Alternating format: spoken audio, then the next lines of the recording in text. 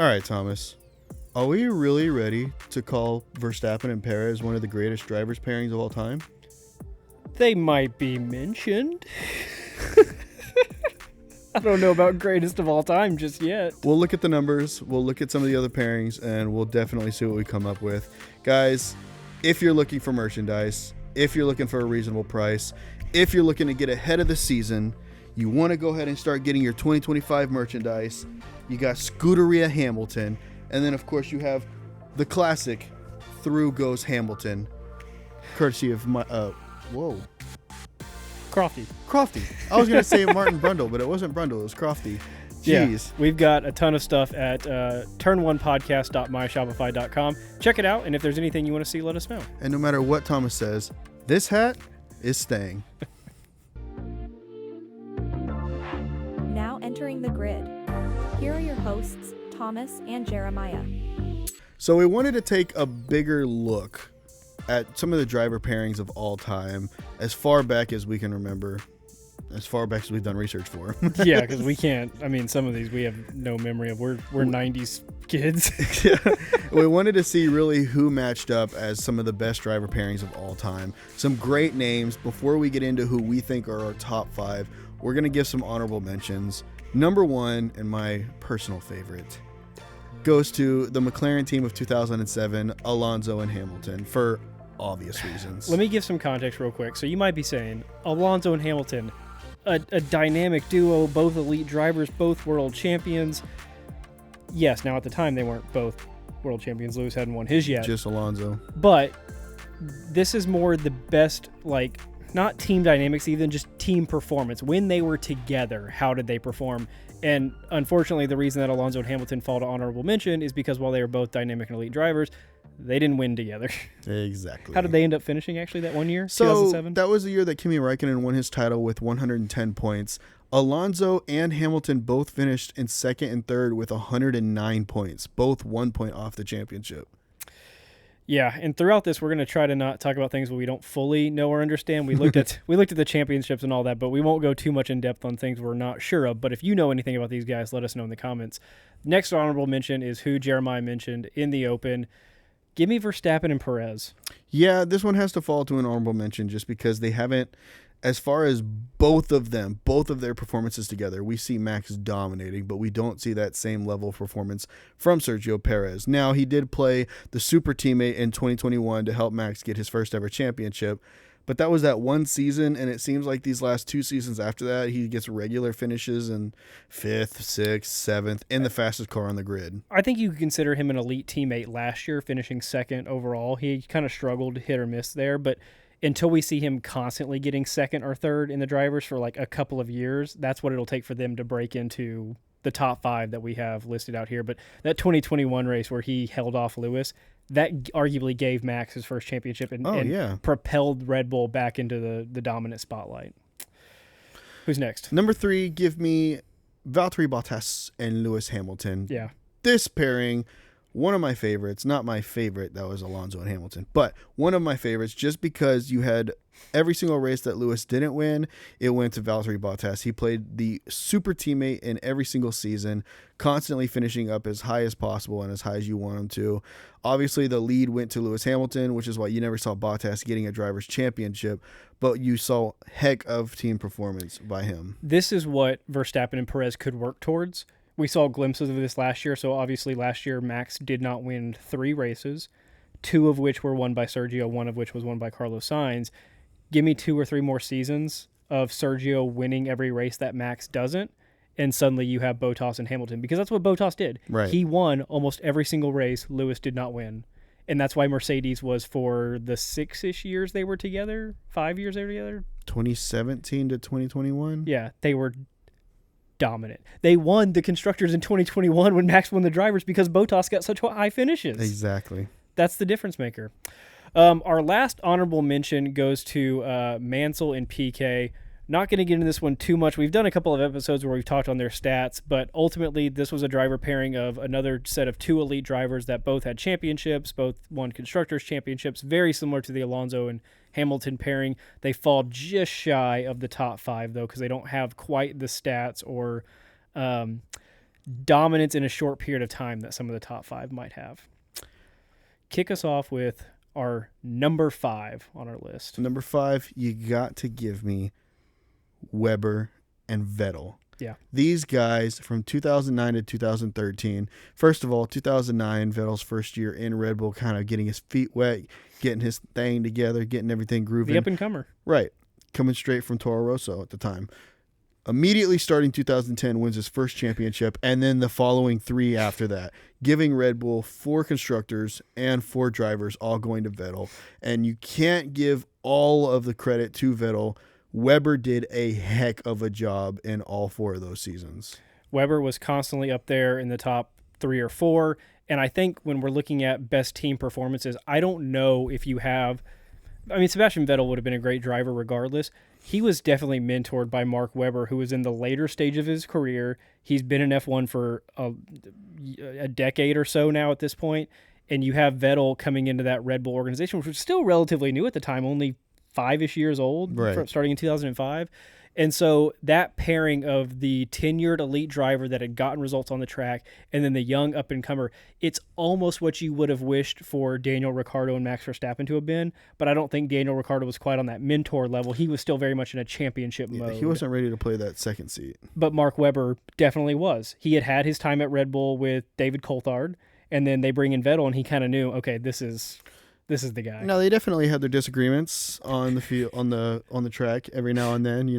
Getting a little too close when they're racing, and Mark Webber wasn't happy a few times. Vettel the same, but I think you have that of every high level partnership, and I mean it led to 4 years of success. Especially one that we'll get to here a little later in the list. Give me number 4. Okay. Niki Lauda and Alain Prost. Absolutely. 2 of the most iconic names in Formula One. They rotated through a number of teams each, but they found themselves together at McLaren in 1984 and 1985. And you have them in those 2 years winning the Constructors both years for McLaren. Nice. And splitting 2 drivers' championships each year. Nice.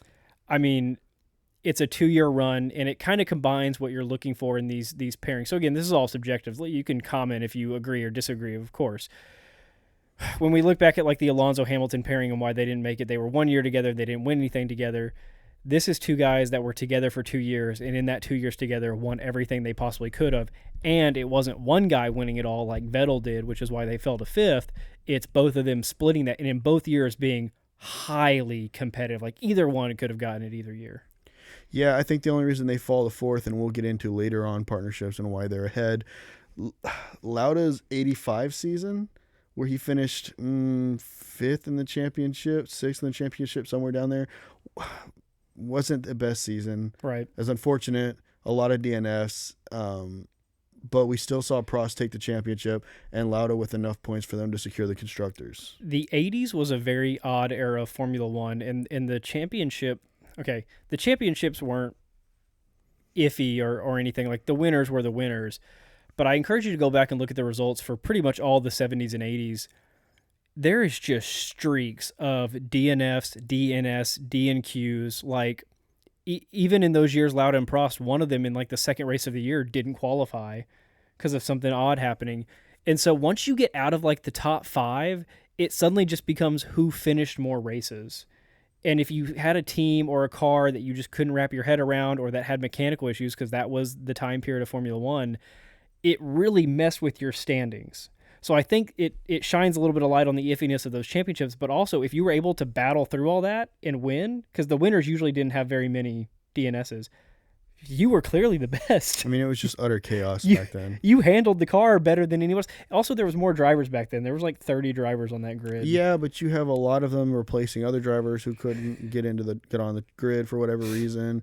You had multiple people that might not be able to qualify high enough to actually start the race. Just all different kinds of mixed bags there. But yeah, you definitely had like 30-something drivers in the standings. Whereas Lauda and Prost teammates during the Dallas Grand Prix?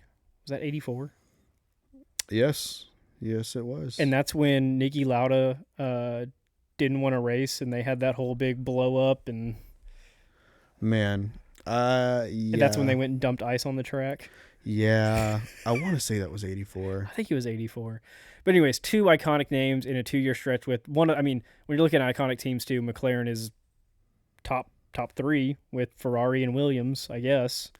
Yeah. So, okay, let's move on to number 3. This was a pairing that I think Jeremiah struggled with where to put it on the list. Who's at number 3? Yeah, so this is Michael Schumacher and Rubens Barrichello. And, they were together from 2000 to 2005, multiple championships for Schumacher. He wins 5 straight. It was tough for me to decide where to put this because you had Barrichello, who played an awesome second man role. Don't get me wrong. But, you had in fourth Lauda and Prost, each winning a championship. So it made it difficult to decide where I wanted to put Schumacher and Barrichello. But a lot of people will say that a lot of Schumacher's championships were because of Barrichello's awesome team performance. Yeah. And that made me struggle because they didn't just win 5 drivers. It's not like Schumacher won 5 and that's all that happened. Ferrari won 5 constructors, all 5 of those years as well. In a row. Yeah. And so at that point, it's not just Schumacher. You have to contribute Barrichello to that. We're contradicting ourselves slightly by saying, okay, it takes both of the teammates winning to mean something, and that's what we said with Weber and Vettel. But in my head, okay, Weber and Vettel did 4 across 5 years. Schumacher and Barrichello did 5 in 5 years.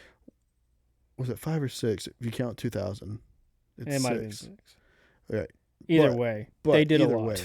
Right. So the fact like that they that were one able to, extra one over Vettel and Weber just to It me bumps makes a them up. world. It It bumps them puts up. them ahead of Lauda and Prost getting the 2. Absolutely. And if Lauda and Prost had continued as teammates, they probably would have won every single year. And Rubens Barrichello has played the second man to multiple different championships. Yes. If you look at his career too, so he was that guy. He really was. I would encourage you to go just Google some best driver pairing lists. We did that a little bit for our research, and there's 10 or 12 articles out there. We looked at a few of them. Some of them are odd. They give time frames. So if you're like, why is so and so not on here? It's because it's looking at like 21st century only. Yeah, 2000 or whatever. But Barrichello was on the list in 3 or 4 different places with 3 or 4 different teammates, just playing that ultimate second man role. And when you're in a team dynamic, much like Sergio Perez, much like Valtteri Bottas, sometimes that's what it takes to be a dominant team. Maybe you're not the guy that can go out and win, but if you can get second, third, fourth in every single race, you not only help your guy win the championship by holding off the rest of the field, you give your team a constructors championship. Right. Which, if you're Ferrari, really matters because they are the most dominant team in F1 history, partially because of that run of 2000-2005. Exactly. Okay, number 2 on our list. I don't like that you get to present this one. I'm going to give it to you. I'll let you present it. I'll let you present You want it. to take the first one? Just the first person? No, you want to take the first spot, first ranking. Yeah, that's fine. And then I'll take the second one. Who's number 2? Yes. Hamilton and Nico Rosberg. I love this partnership. This is when Mercedes went and stole Lewis Hamilton from McLaren, fills the spot of Michael Schumacher, who was coming out of retirement at the time and helping build this team. So you have a team with the makeup of Schumacher. You have the young talent that came from Williams of Nico Rosberg. And this driver's pairing of Lewis Hamilton and Nico Rosberg was deadly. And the reason I say that is because, first of all, they both get a championship in this run. 4 years together, they win 3 drivers, 3 constructors. And these two were dogs. They were going at it with each other. I absolutely love talking about this because you can go back and watch any race between 2013 and 2016, and it's Lewis Hamilton and Nico Rosberg doing everything in their power, not to beat the rest of the grid, but to just beat each other. And that kind of rivalry brings out the absolute best out of any driver on the grid ever, especially when that rival is your teammate on the same team, which is why they were able to get those 3 constructors very easily. You had Lewis Hamilton winning in 2014, winning in 2015, and Nico Rosberg finally getting that win in 2016 to allow him to then say, you know what? I'm done. I'm going to call it right there. And thus starts the era of Valtteri Bottas and Lewis. But that whole saga of Lewis Hamilton and Nico Rosberg, seriously, go watch any race from 2013 to 2016. It is action-packed between those two.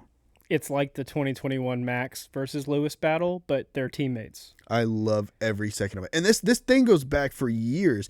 These guys were teammates. All through their junior careers, they knew each other. They were battling against each other. And now on the main stage, on the same team, battling for drivers' championships. I love it. It didn't hurt that during this time, Mercedes, there was a regulation change, and of course, Red Bull and Vettel fell off. Mercedes developed the dominant car of that era. So now you have arguably the two best drivers across 4 or 5 years in the best car, without a doubt, on the grid, going into every single Grand Prix weekend, going in and out of every turn together, going wheel to wheel with each other, battling for wins and second place finishes. Like, what an era of Formula One. And think of the pressure on Nico Rosberg and how well he handled it. Lewis won a championship in 2008. He comes into the kind of newish formed Mercedes that Rosberg had helped set up with Michael Schumacher, and they'd taken over for Braun, and now he's got this kid coming in that's got a world championship already to be his teammate. And it's a kid that's been a rival through his entire junior career. They've known each other for years. After he just got off being a teammate with Michael Schumacher. Yeah, you go from one 7-time world champion into another future 7-time world champion. That is intense. And Lewis wins in 14 and 15, right? And then Nico says, my turn. And it's crazy because that's where we get the famous saying, in equal machinery. In equal machinery, because they had the same car, and Nico beat him straight up. The 7-time world champion. So again, they're number 2, and so in 2013 to 2016, they win 3 drivers and 3 constructors. Hamilton with 2 and Rosberg with the 1. Right after that, of course, they switch into the Valtteri Bottas era. It's just hard to find the teams that work that well. Like if Bottas would have gotten 1, they would have been tied. Or if they hated each other, if Valtteri and Lewis hated each other and they were constantly, no, I want the championship. I want the championship. Putting in the hours on the simulator, putting in the hours with your race engineer, just learning every nook and cranny of the track. It would have been a repeat of exactly what we saw with Hamilton and Rosberg. It's the difference of why we ranked the folks that had one driver winning it all, so Vettel and Webber at 5 and Schumacher and Barichello at 3, a little bit behind here because the second person played their role. They weren't fighting. And again, that's what I really hope we would have gotten out of Danny Rick and Max Verstappen. That so could have happened. I would have loved if Danny Rick had stayed there and for the next 4 or 5 years, they're just fighting with each other for championships. Because they fought. Maybe Danny wins one because they finally have a car put together where Danny can finally win his championship. And then the next year Max will win, and then the next year Daniel brings the fight back. I would have loved that. The problem was that they were fighting in an era where Mercedes still had the dominant car, and so now not only do you not have a champion, you're also knocking yourself out of points finishes. Okay, I'm going to bring us home to the number 1, and then I have one little curveball to do after we wrap up the number 1 thing. All right. Number 1, you've probably guessed it, or if you haven't, you should have. Go watch some more Formula One. Alain Prost for the second time on this list, and now adding in arguably who could have been the best Formula One driver of all time, Ayrton Senna. 100%. You have to put them first. So they were both at McLaren together. Short period of time. This is very similar to the Prost and Lauda setup. They were at McLaren 88 and 89. This is still the golden era of Formula One, the 80s, where you have all of these big name drivers racing together. This was also when Mansell and Piquet were racing together, and of course Lauda. This is every name that you've ever heard of in F1 lore is racing in this time. Prost and Senna win 2 drivers championships and 2 constructors championships in 2 years, and there was no doubt about it that they were the 2 best drivers in the world during that time period, because they both went 1-2 both years. It's very reminiscent of, it gives me the energy of Fernando Alonso and Lewis Hamilton, but had they had been together for 2 years and then split drivers championships each year. Right. I mean, but it gives the energy of Hamilton and Rosberg, because these two did not like each other. So much so that after this run was over, Prost leaves, Senna tries to follow, and Prost blocks the trade, making sure they don't end up on the same team again. These people, they took each other out so many times, still got 1 and 2, both years that they were together. This is arguably one of the biggest rivalries in all of Formula One history. I mean, the championship. I mean, you could argue that Senna should have won 2, and Prost kind of got off easy because Senna got DQ'd in Monza whenever he shouldn't have been, or I think it was Japan actually. It doesn't matter. Regardless, they took each other out a lot. They hated each other. It was fuming between I'll these link two. I'll link our rivalry video that we did on the 2, where we did probably 40 minutes on that rivalry. And this is part of the lore that brought McLaren up to the forefront of one of the greatest teams ever. Not to mention Lauda and Prost were on McLaren as well. So this whole McLaren bringing the best drivers ever to this team in their primes to battle with each other. It's beautiful. And I love that Prost and Senna, both in their primes, each one won, both winning the Constructors both years. Oh, it was one of the greatest battles in Formula One history. And if you're going to argue with Prost and Senna being number 1, which you could, I guess, you might say, hey, why is Lauda and Prost at 4? They both did 2 and 2 in 2 years. Jeremiah mentioned when we were talking about Lauda and Prost, Lauda finished way down out of the top 4 or 5 in the that second year. There was, they split the championships, but they weren't the 2 by far most dominant drivers those 2 years. They just happened to each hit one of those years. 88 and 89, no doubt about it, Prost and Senna was the best. I want to say that was the year of the MP4-4 McLaren, the world's greatest car ever. 88. Yeah. That number stuck in my head. So you had the best car. It would be as if like Red Bull right now with the greatest car on the grid, but you've got Max Verstappen and whoever you consider to be the second best driver. But like not with Max having the edge. I mean, 2 drivers that are neck and neck with each other, but also simultaneously being the best on the entire grid. 2021 put Max and Lewis on the same team. Ooh, that's yes. That's what it was for 2 years. Yes, hating each other. Best drivers on the grid, best car on the grid. Oh my gosh. And the fact you have a lot of drivers in F1 that hate each other or can't get along on track, and they'll wreck out and they'll do whatever and they'll have issues. These guys had a little bit of that, of course. They were playing dirty, but they were also the best drivers in the world. So when you go back and watch these clips of these races, even if there is a race where they bump or whatever, it's just really good racing because they're the best. Even when Max and Lewis in 2021 were duking it out and taking each other out of a couple of races, 99% of the time was just the best racing you had ever seen. I mean, wheel to wheel through corners with no contact whatsoever for multiple corners straight with no drivers giving an inch. That's what we saw from Prost and Senna. The other thing I love about that era of Formula One, you can look at Lauda Prost, Senna Prost, Hamilton Rosberg. Team order is very limited. It was, y'all are both championship caliber drivers, go win a championship. I love it. Whereas today, you do have more of you're going to play the second role and help Sergio. Hey, you're going to go help Max win. Exactly. When you look at the McLarens of today with Oscar Piastri and Lando Norris, they're very much giving the edge to Lando Norris because he's shown time after time that he's the faster driver. So they team orders. Back then, with these guys, if you can win it. Fight it out. Okay, here's how I want to wrap up this order. Let's look at the current driver slate. Is there any pairings that could potentially one day end up on this list? There's one at least. Is there any others? Okay. You're probably going to agree with this one, and it's probably the one that you said there's one at least. If McLaren puts together another championship car like they did back in the late 80s, like they did back in the early 80s, I guess all of the 80s actually, if they can put together another championship car, give Oscar another 2 years, he'll be on the same pace as Lando, in my opinion. I think Lando and Oscar battling for championships could be one of the greatest things we see. That wasn't the one I'm going to mention, but it's better than the one I was going to mention, actually. We've already seen in Oscar's year in 3 races that he's legit. He's slowly catching Lando's times. Last year, we saw Lando in the second half of the year when McLaren rolled out their upgrades that worked. Lando got 7 podiums. We did an episode last week that I'll link, which was if Max Verstappen wasn't in F1, how would things have settled out?